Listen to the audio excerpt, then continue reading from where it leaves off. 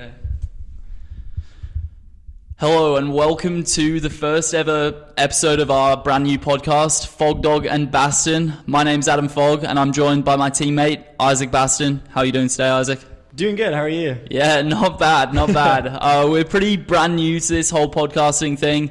But, we've seen the likes of Morgan McDonald and plenty of other top-level athletes kind of getting into the podcasting world, and we thought it was about our time to start our podcasting journey. So do you want to kind of tell us a little bit about what we're planning on doing with this podcast, Basten? Yeah, so first of all, I think we're going to call it the Fogdog and Basten podcast just because, being two big dogs at a very not super well-known program, so it's cool to give different people of all different backgrounds just a new perspective, especially when you have podcasts about the Big Ten, SEC schools. We're an MVC school, so having two big dogs from such a really small program that has a lot of history, it's kind of cool just to get different perspectives on different things that are going on, including what we're doing and training, what our relationships are with the other people, and how us as athletes are becoming better. Definitely, yeah, and I think that's partly what motivated me with YouTube as well. So obviously I've had a YouTube channel now for nearly a couple of years. So we're getting close to that 10K subscribers mark, and hopefully the first viewers of this podcast will be early in our list of many subscribers in the future. But yeah, for anyone who doesn't know us, my name's Adam Fogg. Obviously, this is Isaac Basten. I'm probably in my final year. We both go to Drake University in Des Moines, Iowa. And we started at Drake at the same time. So how did we kind of get recruited? Obviously, we both have completely different stories. I was in Australia. Basten, where were you? Yeah, I was in Minnesota. I took the more traditional route of recruiting. So yep. Do your 4 years of high school, and then you kind of just get recruited based on how you finish at state, what times you run, all that stuff. And coming from a pretty medium to small town in Minnesota, I kind of just had the normal route really. Was deciding between some big schools like Minnesota, Iowa State, Purdue, Drake, obviously. Yep. But really, what it came down to was I feel the Drake the coaches here at Drake, so Jay Colacius and at the time Mark Carroll, I think they just believed in me more than the other guys did at these other schools, and I think belief is one of the main things that keeps you going as an athlete, because when you're an accomplished athlete at any level, you don't really need to be motivated. I think we're all pretty intrinsically motivated. Definitely. But it's more about just on the bad days, a coach being able to tell you, hey, I believe in you, you got this. I think that's one of the main things. Jay is great with that. And yeah, I completely agree with that. Obviously, you had a completely different kind of story to me. I was in Australia. I was 20 years old when I came over to Drake. And, I always thought about coming over to college. I kind of always thought it would be cool, but I hadn't really run quick enough straight out of high school in Australia. So I started university over there, didn't really like it at all. Did 2 years of it, kind of pushed through, doing the bare minimum, getting through my classes and stuff. But and then, early 2019, I made the Australian Open National 1500 final. I ran 344 for the 1500 in the heats there. And it was around that time that I signed for Drake. And in the end, before coming over, I ended up running 340 in England just before I came over to America. So, funnily enough, me and Isaac were actually meant to be roommates, but it didn't quite come together. Do you want to touch on that? We were meant to be freshman roommates. We were talking a lot on social media. We were, at the time, the only two new Drake recruits, so it just kind of made sense. Plus, I was kind of a super fan of his. At the time, he was, as most people are. Come on. He's accomplishing all these things, being a 340 athlete, which is something that I was looking down the road, maybe someday I can get there. And luckily, he did it. But no, really, it just came down to Fogg being 20 and considered a transfer student. Yep. And I was 18 out of high school. In order for us to room together, Fogg would have had to take like a class on like basically a first year seminar class, Yeah. I think. And as soon as Jay told me that, I was like, there's no way. There's no point. So we didn't end up being roommates, and we never have been. What was that class even about? Wasn't that like a First year seminar? I don't know. I never did it. People do it, but I was lucky enough to avoid the pleasure. the pleasure? Oh man, that's awesome. Yeah. But yeah, that's been like a common misconception. I don't know. Yeah. I don't know where people on streams really hear that from, but people always say that Fogg and I are roommates. We're not. We never have been, and I mean, based on the fact that I graduate in May, more than likely, assuming I don't, fail any of my classes, I probably never will be Basten's roommate unless we go pro together. Then maybe one day. That would be pretty sick. That's the dream, right? Oh yeah. You can only hope. But as well, for anyone who doesn't know us, I feel like you can hear about all these running podcasts, and it's kind of we're nowhere near the top, and we're still really working hard to get there. But for maybe some of the high school runners and stuff, it's good to kind of know what you're getting yourself into and what you're actually listening to. So obviously Drake is a D1 school. We're both all Americans. Yeah. And yeah, so do you want to quickly kind of tell your story about how you've progressed? Yeah, sure. Obviously told my story about how I came after 4 years of high school to Drake as a freshman. And my freshman year, I didn't really get much better. I was a 4:12 miler that year, coming from being a 4:15 miler in high school. So I only... Big jump. Yeah, huge. I got 3 seconds faster. I did run an 8:16 3K, which is like 8:50 in the 2 mile, right? Yep. Somewhere around there. Around that. So that's like about 20 seconds faster than anything I had done in high school. So that was huge for me, but that was kind of my only big race as a freshman. Yeah. And even really sophomore year, I once again like didn't really experience my real breakout until the spring season of my sophomore year when I ran 3:47, which is like 4:05 in the mile. And then once again from that, I ran 3:47, and then I ran 3:43, which is like 4:01. Drake relays, that was. In the mile. That was like my first like big race. Like going into that, I was like, all right, I think I'm like good, but I don't know how good I am. And like, I don't really know, like, I don't really have a goal this year. Like I was kind of hoping to make regionals, but it just seemed kind of unrealistic. Yeah. And then after relays, I was like, wow, now I'm kind of in the big leagues, like hoping that like I could continue to make jumps like that and just put myself in a position where I had a chance. And then I had a crazy run at Outdoor Nationals in Eugene where I just kind of kept advancing. I still don't really know how that happened. Really. Unreal.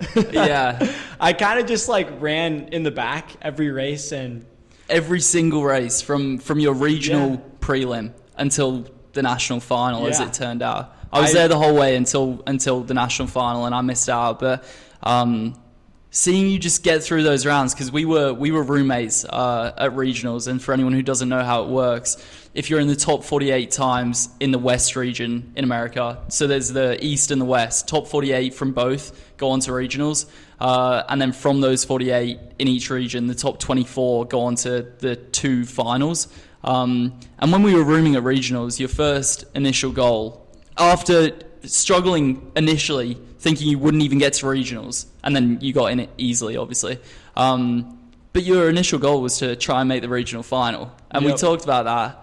And yeah, you can take it back over. I mean, Fogg had just gotten 4th indoors, which I'm sure we'll touch on next. But his goal, obviously, going in was to once again make the final and just continue to prove he's the dominant athlete that he is. And I kind of just went in hoping, like, all right, if I can get dragged into the final somehow. And like my confidence also at this point was at an all-time low because I had just gotten was it 11th? Yeah, I don't even the remember. Conference, Missouri Valley Conference 5K. Missouri Valley Conference 5K. I lost to people, I don't even know their names. Like you never heard of them. I think my grandpa on a stroller could have I think he did beat you. Yeah, I think he was in there. Yeah. But, everyone beat me, man. Yeah. That was mad though, because you come off that and it's like, oh my God, your season could be over here. As in, obviously you had regionals coming up. You run the 5K at conference, get absolutely bollocked. Like you ran what? I won that day, the 5K in 14:23. You ran 15:10. If that, yeah. If that, yeah, 2010. No, but so, and then what, a week and a half after that, we head off to Texas for regionals. You get through easily to the regional, so you get through your quarterfinal, it's called. You get through that comfortably. I ran after. I scraped through to the regional final. I left it pretty late. I thought I was going to miss out coming down the home straight, but got to the regional final. There was then the rain delay, the weather delay, the night of the night of the regional final. And you were just happy to be there, honestly. But your belief kind of changed, and I definitely saw it. You went from kind of being, well, a year ago you hadn't run quicker than 4:12 for the mile. So your change has been immense. And you kind of went from, after that regional final, going into the regional. After the regional heat, going into the regional final, kind of went from like being happy to be there to, all right, I think I've got a chance of, getting a spot at nationals. And as it turned out, you definitely did, and you deserved to get that spot. So yeah, I think after having such a bad 5K race, I kind of just leaned back to the basics. Like the only thing I feel like that ever puts me into these like what races where everyone's really, really good. Yeah, really competitive races. The only thing that keeps me in these really competitive races, in my opinion, is kind of my kick, honestly. So like, you've never seen anything like it. So the whole time I'm just thinking, man, if I can just be there with 200 meters to go. Yeah. And I'm thinking like, in order for me to get there to the point where I'm like either a step behind or like close to tie with 200 meters to go, I don't have to work as hard as everybody else. Yeah. Because everybody else is like has to lead or like be close to the lead, and then be thinking, all right, I got to hold this guy off. And so like, my mindset completely changed. Like going into it, I was just like, oh, hopefully I can be there. But like in the back of my mind, I didn't really think I could be there. Yeah. I kind of just thought like, all right, I'm gonna get close, and then my kick will just be just short. Like it's not quite good enough. But like once I learned that I could be there with 200 to go, and then like utilize my kick for like what I've always had. Yeah. That's kind of like when the confidence grew, and like I realized, all right, I belong here. Yeah. No, 100%. And I think, you absolutely proved that. Making the national final. Obviously, the national final didn't really go as planned. 3:45 for 12th, but I mean, 3:45 is still an unreal time considering the season you had, kind of, or at least your kind of credentials going into the season to make the national final. To make regionals was unreal, and then to make nationals was incredible, and then to be in the final, in without a doubt the most competitive 1500 final at NCAA level ever in history. Yeah, the likes of Cole Hocker, Yared Naguse, Waleed Suleiman, Elliot Kipsang, Sam Tanner, and more. So from that field, 3 people out of the 12 in the final went to the Olympics. It's not going to get any easier. Yeah, definitely not. Well, like 2 of them left. yeah, it's mad. So but I think hopefully for you this year coming up will be even better. And I think just quickly touching on your freshman year, I think obviously you ran 4:12 in the mile, PB down from 4:15 in high school. Obviously that was a season that was completely cut short by COVID. I would have been interested to see what you would have done in the 1500 that year, because I think you never really got the chance to run a quick mile. So maybe outdoor in the 15 you would have run something pretty decent. Maybe, because both miles that I did run that year, my freshman year, I was in the slow heat. Yeah, I was cut just short. Like the cutoff, usually make the fast heat at the NCAA level and these like Big Ten meets, like these big meets. Like you got to be like a 4:10 or under miler. Yeah. And I was just not quite there, and so I never really got a chance to run with like the big boys like this man. But But first of all, you should get into what your before Drake. So obviously coming in, we touched on before, I'd run 3:40 for the 1500. I've only taken 2 seconds off that now. I've run 3:38. Obviously, as you kind of get down towards those quicker times, and hopefully I've still got a bit more in me, but as you get quicker, it gets harder to take big chunks off. But I was obviously at home in Australia all of 2020 pretty much. As of March 2020, I went home. Originally planned on coming back in August for cross country. That got canned. I stayed in Australia. And then I was kind of weighing up either just not coming back to America at all and kind of staying in Australia and training there and racing there, because it had been going pretty well. But then the indoor season in America was on for the start of 2021. And, I waited up, kind of talked to my parents, talked to our coach, Jay, who's been unreal. And I decided to come back at the start of February. So I ended up breaking 4 minutes in the mile for the first time, paced by this man right here, Mr. Basten, at the Iowa State Classic, ran 3:59. The following week, I ran 3:59 again in South Dakota. I wanted to run quicker, but I just didn't. I didn't have it on the day, and I thought I was gonna miss out on qualifying for indoor nationals. Unreal. Yeah, so that was kind of the main reason why I wanted to come back in February, to make indoor nationals and kind of, try and do as well as I could at that national level in the NCAA. And yeah, it was pretty disappointing to kind of think I'd missed out with my 3:59, and then that all kind of took a bit of a turnaround. Yeah. It kind of stinks too, because we knew he was there, and obviously he more than anyone knew he was there, because we were just doing training and he was just incredible. Like some of these workouts he was doing, obviously you can find it on Strava probably. All on Strava. Yeah. If you go way back. But, oh yeah. Man, he was doing some incredible workouts, and we knew he was there. Looking at those big names, we knew you could beat those guys. But you're in races where you were paced by me through 600. Yeah, I paced him through 600 meters at the Iowa State Classic, and then he had to lead a K on his own. Still broke 4. Grim. Man, if you can do that, you're running at least 3:57. Yeah, which is what ended up happening. So after the Iowa State Classic, it was like that's not going to be enough to get into nationals. Obviously, in hindsight, it was. I got pretty lucky. But we went to South Dakota, and this guy, credit to him, he gave it a real crack, but he was meant to go out in probably, 58, 59 through 400, nice and comfy, evenly paced, to try and run something in the range of, I honestly thought on a good day I could probably run 350, anywhere from 355 genuinely to 358. Quicker than my 359, definitely. We just went out so quick, and it was that same old thing of get to 700, and then I had 900 on my own, just grinding it out for 359 again. So, but yeah, anyway, I got really lucky in the end. Got the call up. We were actually at conference cross country. Got the call up for nationals. I went in ranked 15th out of the 16 in the mile indoor. 2 prelims of 8. I was in the second prelim, and from those 2 prelims of 8, 10 go on to the final.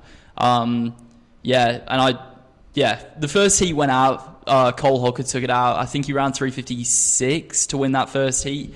And as soon as I saw jogging. that, yeah, an easy day out for him. Light jog with the boys. But as soon as I saw that heat get underway, and I knew straight away that they were going to go quick. We were going to have an absolute jog fest, and it was only going to be top 4 from my heat that would go through. I don't know if you were watching that live, Basten, but I think all the boys back here in Des Moines had it on the live stream. And in the end, I got through my heat. We were so slow, relatively. 4:05 for the mile. I got through in third, automatic qualified for the final. Came back the next day, long story short, and came fourth at NCAA's for the mile, ran 3:57. So that rounded out a pretty short but good indoor season. And then outdoor came around, made nationals, didn't make the national final, unlike Basten. I think I was maybe a little bit tired. I don't know. No excuses. I didn't have it at nationals. But yeah, it was overall I was so glad I came back. Yeah. I think really that indoor prelim for you, because obviously we'd all seen you have a lot of success in your 340 race or your a few 359 races. But, yeah. But that national prelim, because before that I never really backed your kick. Yeah. Because I never really thought you had. No, understandably. Because you've just been an aerobic god who just can hold 59s all day. Yeah. And then I feel like watching that national prelim indoors. Finally, I was like, this man can close.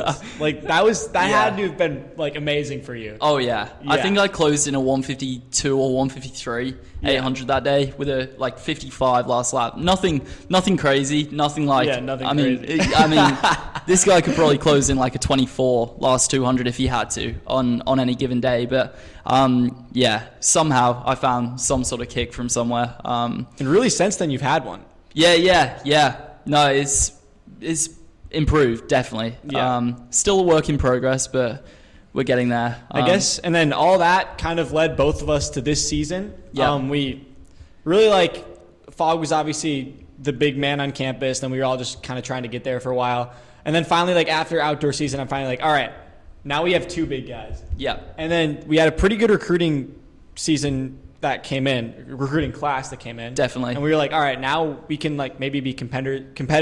Jeez. Contenders as a team this year in cross country. So that was awesome. Coming in, we'd all done our mileage. We all looked good. Yeah. And really kind of we both just took it our own pace this year. Yeah, absolutely. So obviously we both had pretty good summers. We put in the mileage. I was going pretty hard, honestly, with the workouts. I was over in England and I checked Strava and see Basten just running 90, 95 miles a week, just pretty much all easy running. Maybe the odd tempo run in there. But it's worked out pretty well for both of us. And now we're both a week out from national cross country. Do you want to touch on how you opened up your season? So Illinois State, your first race of the season. I went to Illinois State for the first race of the season thinking, all right, I'm racing Jonathan Davis. I kind of went in knowing all right, I know who Jonathan Davis is. He's good. 339, 1500 runner. He's just been incredible. 25-time All-American or something? But no, I'm kidding. But he's not far off it. Very, very good runner. Quite a bit older than me too. So I was just hoping, hey, maybe I can get behind this guy and once again back my kick, see how it goes. Yeah. To make a long story short, lost to him by exactly a minute. Wow. Yeah. Which that's could be worse. And then I kind of had a reality check afterwards. It's maybe I'm only good at track and cross country is just an anomaly for me. It's just not going to work out. Yeah. But then next I went to Mizzou. And you were supposed to come with that day. You were sick. I was an ill man. Yeah. It wasn't good. And it was a shame as well because I think we were going to race. Well, I mean, it still ended up being a really good team that ran at Mizzou. Everyone, literally a very strong team. I just didn't go. And yeah, it was a shame because we ran there in 2019, our first season here together. And I really liked the course. I ran pretty well on it. And I was, looking forward to going back there and, having another crack. But obviously got pretty sick. But you had a fairly decent day that day? Once again, not really. Mizzou, once again, another story where I kind of came up short, just didn't do quite what I wanted to do. Placed, I think, around 20 or something. Mm-hmm. I think 21st, 22nd. Strong field. It was a good field that day. It was a good field. But, I mean, at the end of the day, just based on accolades and where I thought I should have been, I should have at least been top 5 in that race, if not contending for a title. Definitely. And I just couldn't figure it out for a while. I didn't know what was going on. Had to hit the reset button for a while, just figure out what's going on with my body. And I think I was just tired, really. And then finally, I kind of brought down the mileage for conference. And, Yeah, well, we all know what happened there. So for me, just quickly, I obviously didn't run at Mizzou. I was ill. But I opened up, I think it was 2 weeks after that, in Illinois at the Bradley Pink Classic. We also raced there in 2019. I ended up coming third this year. It was a solid opener. Nothing unbelievable. But the two guys who beat me that day, I beat both of them yesterday at regionals. It was a good opener, but we've kind of moved on from it and improved. Which Those is guys good. are studs too. Yeah. I mean, Dais Malabana from Nebraska, he was at nationals in the 1500, 3:39 guy. He ran really well to win the Bradley Pink Classic, and then Dustin Hatfield came second at the Bradley Pink Classic, and he's run some unbelievable times. I don't know if he's been an All-American, but he probably should be this year. And be right up there. He also qualified for nationals at regionals. Yes, yesterday. He's going to national cross as well. So anyway, all of that kind of led into conference, and it's kind of been like what do you call it? Like the monkey on our back the last few years. Is that a saying? Yeah, the conference title, the team title. To win that team title back in 2019 when we first came here, it kind of seemed like a possibility. Didn't happen.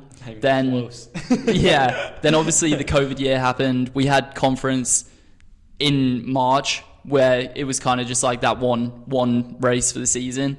Thought we potentially had a chance. Didn't happen. Not only did we not win, but we got third. Yeah, nightmare. So even worse. Yeah. But then this year, it all came together finally. So do you want to touch on that? Kind of how are you feeling going in? What ended up kind of coming of it? And yeah. Yeah. So, I mean, Foggy and I kind of just went out and knew once again, like, we're track guys. We're 1,500 runners. We can beat these guys if it comes down to a close. And so we were just kind of hoping we were there. So we kind of went out. Alec Danner took it out, right? Yep, Bradley. And Bradley University, they were the main competitors. Yep. Alec Danner from Bradley took it out. Yep. We kind of just sat on him for, what was it, 4 or 5K? And then the last 3K really, it wasn't even like we really surged. I think everyone else just kind of fell off. Yeah. Because we just kind of, like, it almost kind of felt like we were just out for a tempo run. Yeah, it was pretty nice. And really people were kind of just like dropping like flies left and right. Yeah. It was more of just like about surviving than it really was about winning. Yeah. And then at 5K, you made your move. So yeah, tell us about that. So I could kind of tell that, it was going pretty well for us. About 3K and I was kind of a little bit worried. Bradley were reasonably in control. Like they had a good few guys in the top pack. I even dropped pretty far back for a minute. It was nothing to worry about in the end, but I didn't feel 100% great early on in that race. And then, as we went on with it, I kind of moved up at about 5K. We were, I think, 1, 2, 3, 4. And then from that point on, it was kind of me and Basten. Enzo Marie is one of our freshmen. He's French. And he was there as well. We ended up kind of dropping him a little bit. Not really intentionally. We just kind of picked it up, just trying to, get that team title and break away from the Bradley boys. And then from that point on, I was trying to drop Basten. I didn't want to leave it down to a kick because I knew that he'd have me, and as it turned out, I didn't need to anyway. I couldn't drop him. We ended up cruising into the finish line together. Basten took the win in the end. He stole it from me. Stole it. Yeah. No, really. With a K to go. So Foggy tried to drop me with like 3K to go. I held on for dear life successfully. Stayed on.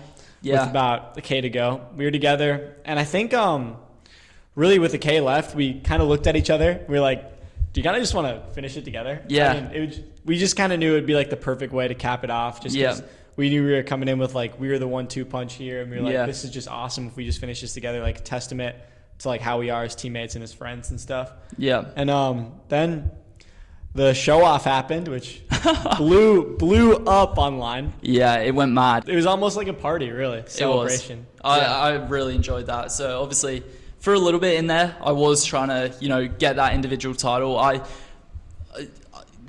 be lying if I said at that point in time I didn't want to win. You know what I mean? When we were still relatively early in the race. Like when you still got 3K left, or even 2K left for a little bit, I was kind of trying to turn the gears and get away from the whole field, not just Basten.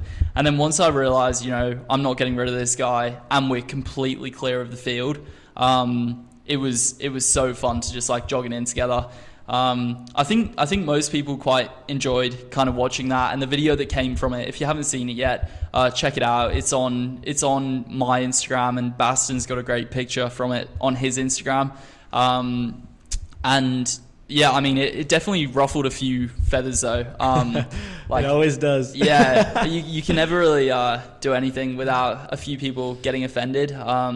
Yeah, so we were really on Let's Run looking through one day, and of course our names are at the headlines like always. But yeah. No, it really only been my second time getting a Let's Run thread, which is... It's a compliment, honestly. It really is a compliment, and you start to wonder, first of all, like some of the comments are really good, and some of them you're just like, man, what does this guy do with his spare time? I know.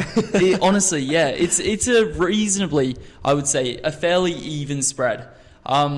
So the chain started, the co-founder actually, Rojo of Let's Run, put the video up and said, loved this. And it's got 3 pages of comments, like I think close to 60 comments. And overall, I'd say it's a pretty even spread of people who loved it and people who absolutely hated us. And now, as a result, hate Drake, hate me and Basten.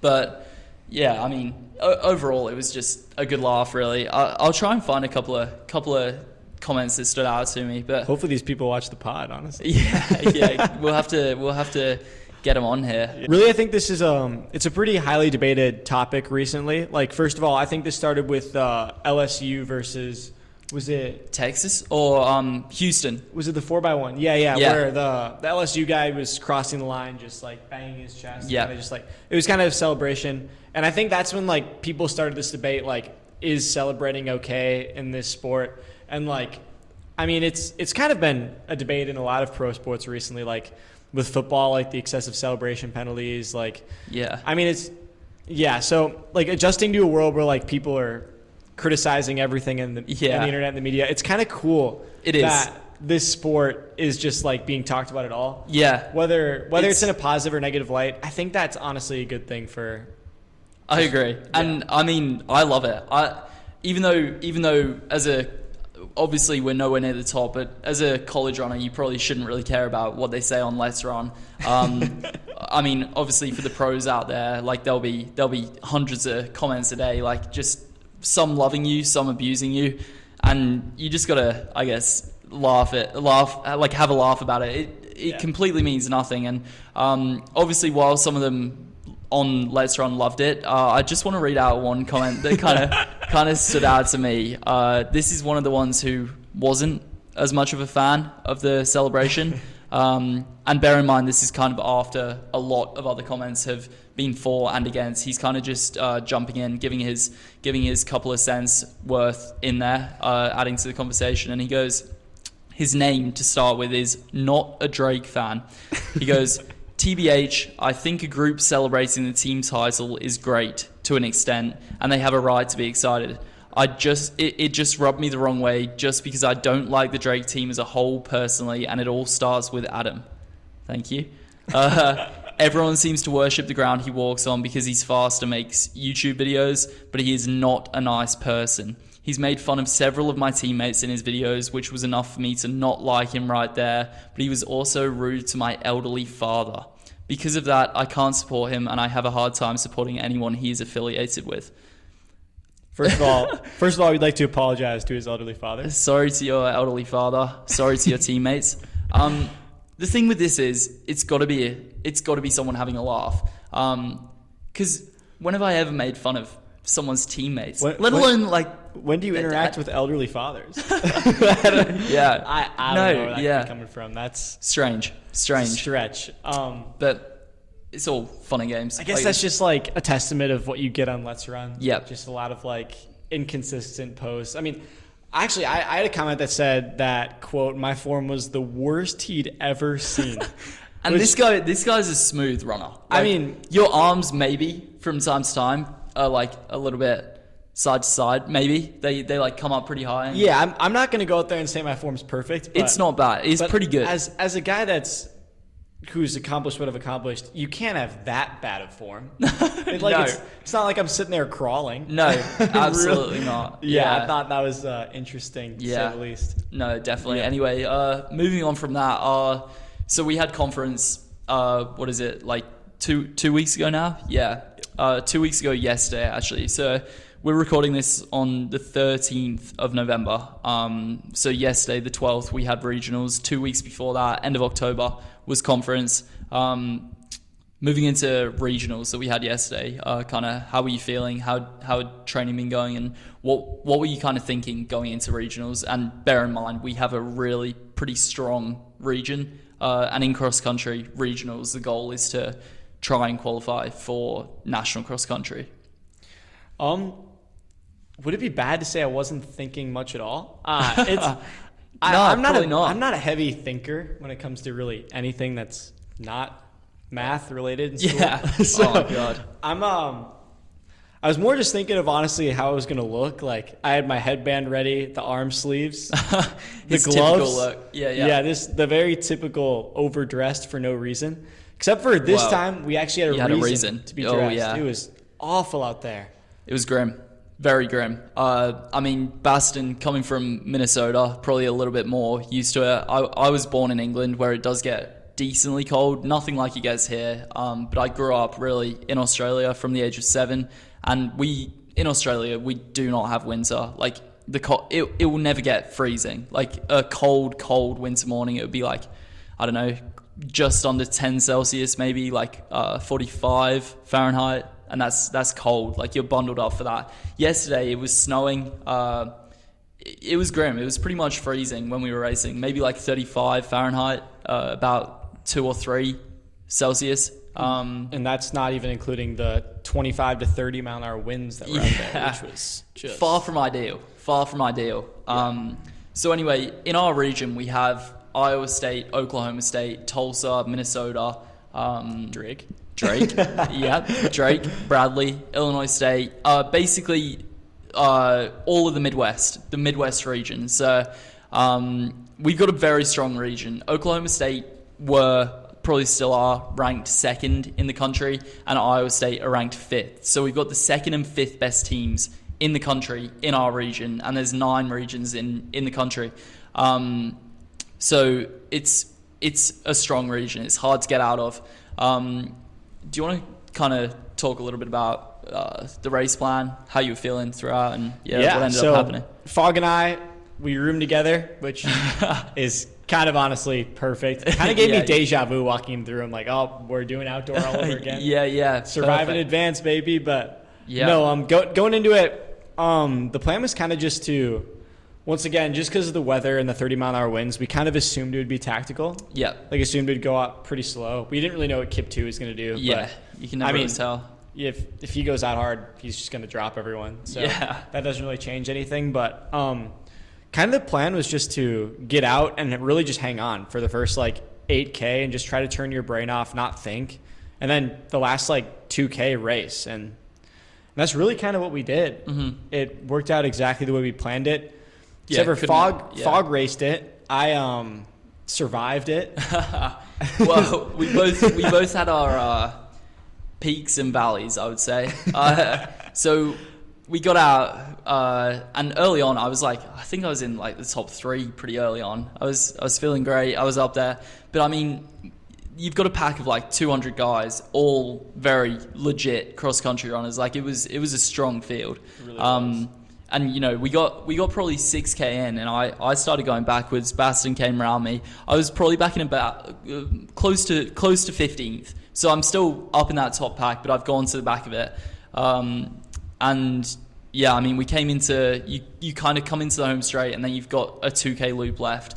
And it was at that point where I was still at the back of the pack, but I kind of had a nice long straight, and I thought, right, here I'm going to make a move. I'm going to get back up into a good kind of top 8-ish sort of spot, get myself in contention to make the national cross country champs happening next weekend in Florida. I was pretty cooked though. I was feeling really tired, but I knew I just had to get up there and kind of grind it out, and it ended up working out pretty well for me. I held on, finished hard in the last K and ended up 4th. For Basten, I mean, he's going to National Cross. Like it worked out, but I think the last 2K was maybe a little bit different.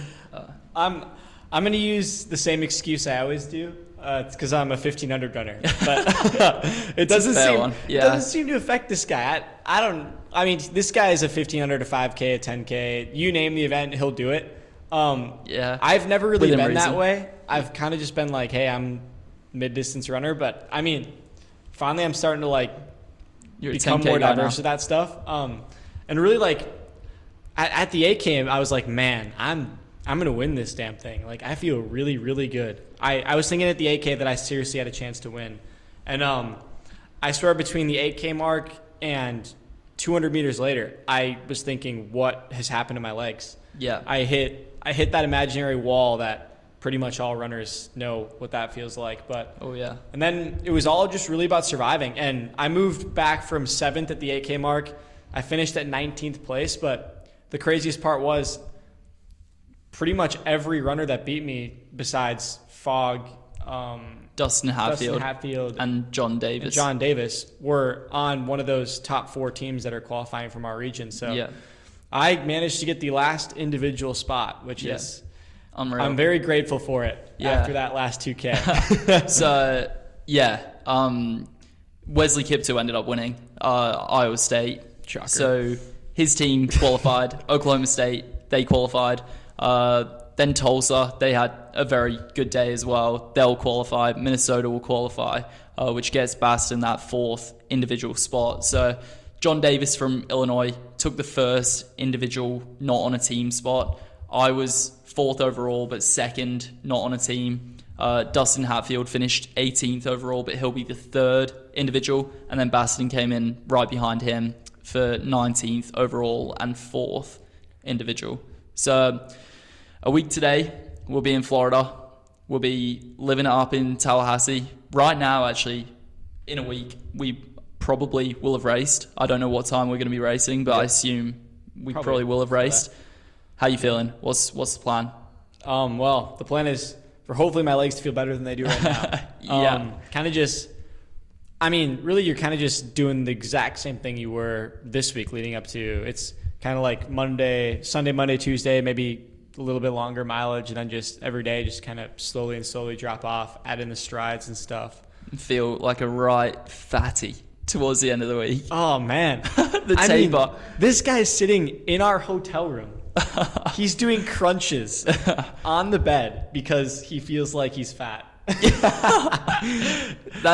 Sounds terrible, but honestly, with the amount of mileage that we have run in the past, running close to 100 miles a week over the summer, you never have to worry about anything. I had a pretty good diet over the summer. Mum was making the home cooked meals, and then you come here, we're in America, like not great at the best of times on the food.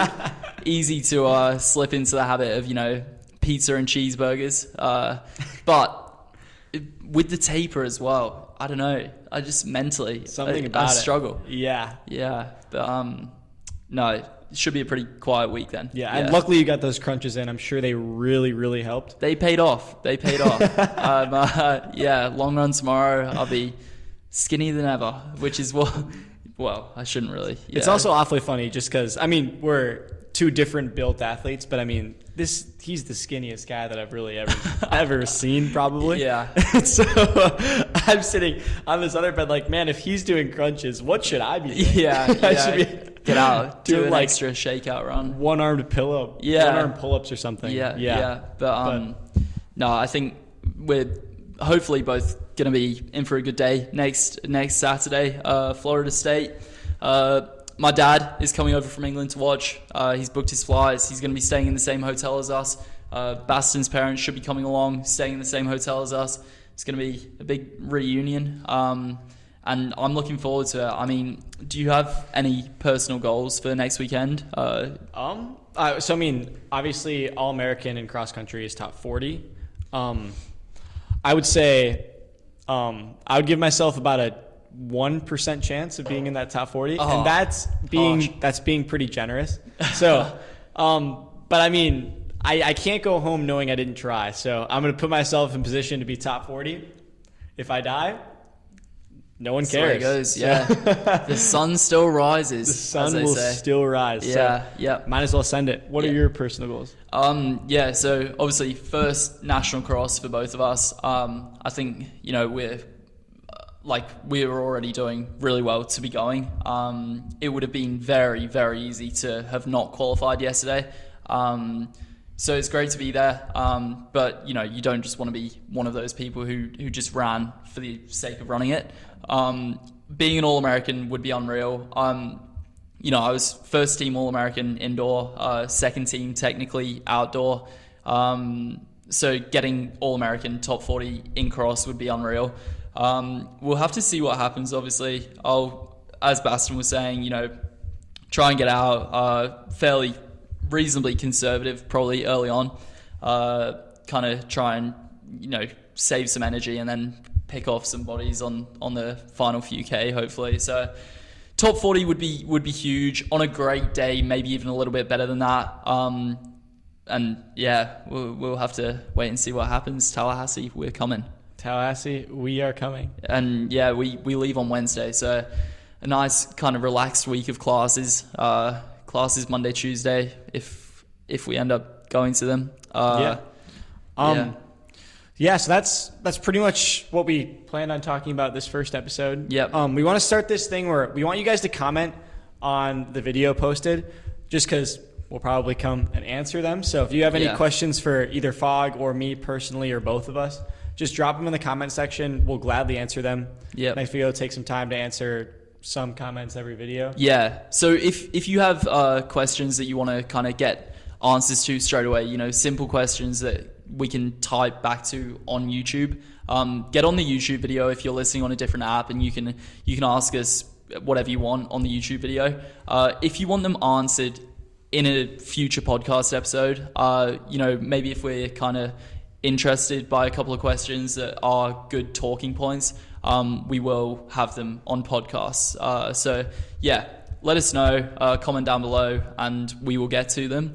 And kind of the goal with the podcast is what are we kind of thinking? We're going to try and post whenever we can within reason. So yep. So maybe once a week, maybe once every other week, depending on what's going on in our lives, how often we're racing, how often we have something to really just talk about. Yeah. And I think today, obviously, we've kind of gone over our kind of history with Cummings Drake, and then kind of our track seasons last year with indoor and outdoor nationals, and then this cross country season. And obviously after nationals, we'll hopefully have a bit more to talk about. But yeah, I mean, that's going to be pretty much the goal of it, to post whenever we can, whenever we've got interesting stuff to talk about. So yeah, interesting. We also want to maybe explore getting guests on here. Yep, absolutely. Maybe as soon as our next video. So we'll be obviously talking to people.